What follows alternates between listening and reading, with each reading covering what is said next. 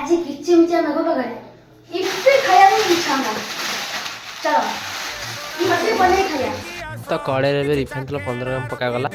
ତ ରିଫାଇନ୍ ତେଲ କିଛି ଶୁଖିଲା ଲଙ୍କା ପକାଗଲା। ଆପଣ ଯଦି ଚାହୁଁଛନ୍ତି ଅଧିକା ଲଙ୍କା ପକାଇବାକୁ ତ ପକାଇ ପାରିବେ।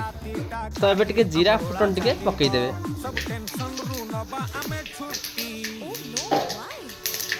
ତ କଟା ପିଆଜ ଟିକେ ପକାଇ କିଛି ସମୟ ତାକୁ ଛାଡ଼ିଦେବେ ଜରିବା ପାଇଁ। ତ କିଛି ସମୟ ଟମାଟର ପକାଇ ତାକୁ ଟିକେ ଘୋଡ଼େଇ ଦେବେ। ତ କିଛି ସମୟ ଜରି ଆସିବା ପାଇଁ ଚଲେଇବେ। ସ୍ୱାଦ ଅନୁସାରେ ଲୁଣ ଟିକେ ପକାଇଦେବେ। ଆଉ ତାପରେ ହଳଦୀ ଗୁଣ୍ଡ ଟିକେ ପକାଇଦେବେ କଲର୍ ଆସିବା ପାଇଁ। ଆଉ କିଛି କଟା ଆଳୁ ନେଇକି ଆପଣ ତାଦେହରେ ପକାଇଦେବେ। ଆଉ ତାପରେ ପକାଇ ସାରିଲା ପରେ ତାପରେ ଟିକେ ହାଲକେଇକି ଚଲେଇଦେବେ। ତାପରେ କିଛି କଟା ଗାଜର ଟିକେ ପକାଇଦେବେ।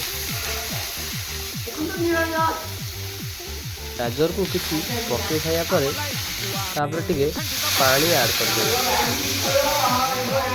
ତାପରେ ଇପି ପକାଇକି ତାକୁ ଟିକେ ସିଝିବା ପାଇଁ ଛାଡ଼ିଦେବେ।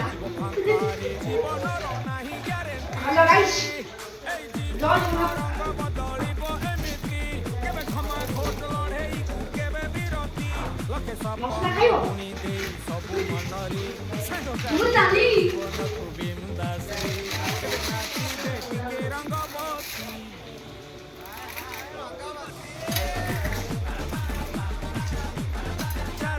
ତାପରେ ଇପି ମସଲା ଟିକେ ତା ଦେହରେ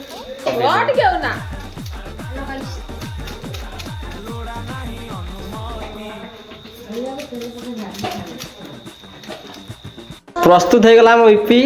ଯିଏ ଖାଇବ ଜଲ୍ଦି ଆସ।